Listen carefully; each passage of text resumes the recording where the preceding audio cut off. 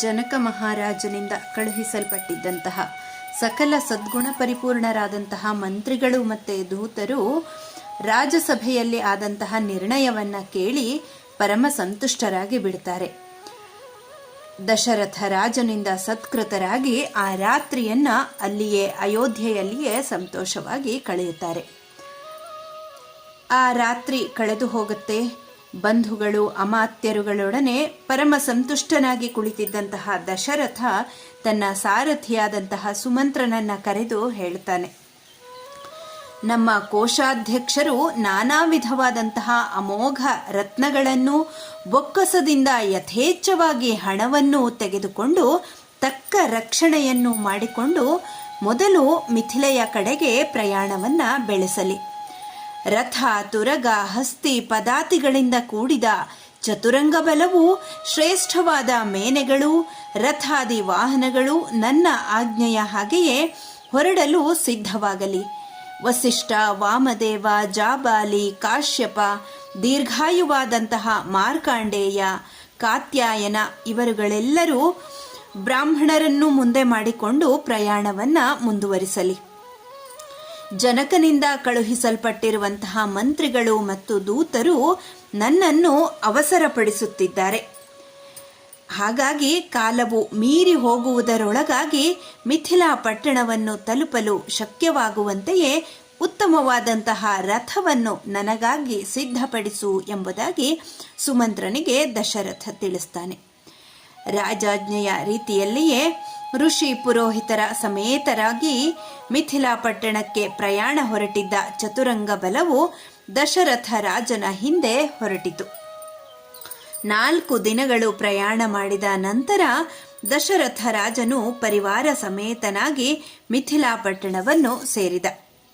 ದಶರಥ ರಾಜನು ಬರುತ್ತಿರುವನು ಎಂಬಂತಹ ವಾರ್ತೆಯನ್ನು ದೂತರಿಂದ ತಿಳಿದ ಶ್ರೀಮಂತನಾದಂತಹ ಜನಕರಾಜನು ಅವರಿಗೆ ಅದ್ಭುತವಾದಂತಹ ಸ್ವಾಗತವನ್ನು ನೀಡಲು ಮತ್ತು ಅವನನ್ನು ಮತ್ತು ಅವನ ಪರಿವಾರದವರನ್ನು ಯಥೋಚಿತವಾಗಿ ಸತ್ಕರಿಸಲು ಪೂಜಾ ಸಂಭಾರಗಳನ್ನು ಸಿದ್ಧಪಡಿಸಿದ. ಅರಮನೆಯನ್ನು ಪ್ರವೇಶಿಸಿದಂತಹ ಹಿರಿಯನಾದ ದಶರಥ ರಾಜನನ್ನು ಕಂಡು ಜನಕನು ಪರಮ ಆನಂದಭರಿತನಾಗುತ್ತಾನೆ.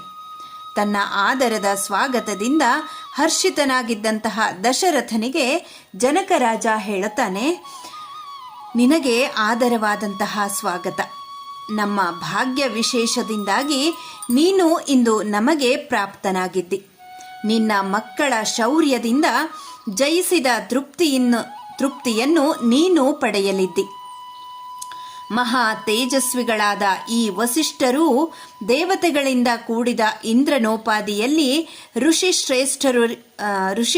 ಶ್ರೇಷ್ಠರಿಂದಲೂ ಬ್ರಾಹ್ಮಣ ಶ್ರೇಷ್ಠರಿಂದಲೂ ಪರಿವೃತರಾಗಿ ನನ್ನ ಭಾಗ್ಯ ವಿಶೇಷದಿಂದಲೇ ಇಲ್ಲಿಗೆ ಆಗಮಿಸಿದ್ದಾರೆ. ನಿಶ್ಚಯವಾಗಿಯೂ ಇಂದು ನಿಮ್ಮ ದರ್ಶನದ ಫಲವಾಗಿ ವಿಘ್ನಗಳೆಲ್ಲವೂ ದೂರವಾಗಿ ಬಿಟ್ಟವು.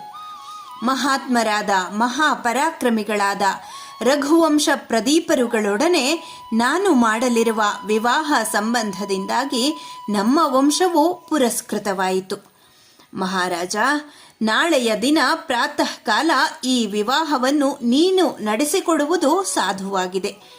ಯಜ್ಞವು ಮುಗಿದ ನಂತರ ವಿವಾಹ ಮಾಡುವುದು ಋಷಿಸಮ್ಮತವೂ ಆಗಿದೆ. ಜನಕರಾಜನ ಆ ಮಾತುಗಳನ್ನು ಕೇಳಿ ಋಷಿಗಳ ಮಧ್ಯದಲ್ಲಿ ಕುಳಿತಿದ್ದಂತಹ ವಾಕ್ಯ ವಿಶಾರದನಾದ ದಶರಥನು ಮಹೀಪತಿಯಾದಂತಹ ಜನಕನಿಗೆ ತನ್ನ ಅಭಿಪ್ರಾಯವನ್ನ ಹೇಳುತ್ತಾನೆ. ಕನ್ಯಾ, ಗೋವು ಮುಂತಾದವುಗಳ ಪ್ರತಿಗ್ರಹವು ದಾನ ಕೊಡುವವನ ಅಧೀನದಲ್ಲಿ ಇರತಕ್ಕವುಗಳು ಎಂಬ ಆರ್ಯೋಕ್ತಿಯನ್ನು ನಾನು ಈ ಹಿಂದೆ ಕೇಳಿದ್ದೇನೆ. ಹಾಗಾಗಿ ಕನ್ಯಾದಾತೃವಾದ ಧರ್ಮಜ್ಞನಾದ ನೀನು ಹೇಗೆ ಹೇಳುತ್ತೀಯೋ ಅದರಂತೆಯೇ ನಡೆಯಲು ನಾವು ಸಿದ್ಧರಿದ್ದೇವೆ.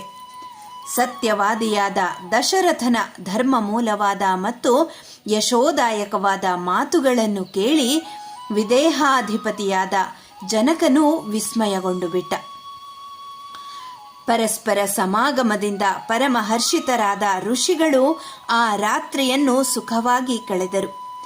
ಆ ಬಳಿಕ ರಾಮನು ಲಕ್ಷ್ಮಣನೊಡನೆ ವಿಶ್ವಾಮಿತ್ರರನ್ನು ಮುಂದೆ ಮಾಡಿಕೊಂಡು ದಶರಥ ರಾಜ ಇದ್ದೆಡೆಗೆ ಬಂದು ಅವನ 2 ಕಾಲುಗಳನ್ನು ಮುಟ್ಟಿ ನಮಸ್ಕರಿಸಿದ. ದಶರಥನು ಕಾಂತಿಮಂತರಾದ ತನ್ನ 2 ಮಕ್ಕಳನ್ನೂ ಕಂಡು ಪರಮ ಸಂತುಷ್ಟಗೊಂಡ. ಜನಕನಿಂದ ಸತ್ಕೃತನಾದ ದಶರಥನು ಪರಮ ಪ್ರೀತನಾಗಿ ಆ ರಾತ್ರಿಯನ್ನು ಸುಖದಿಂದ ಕಳೆದ.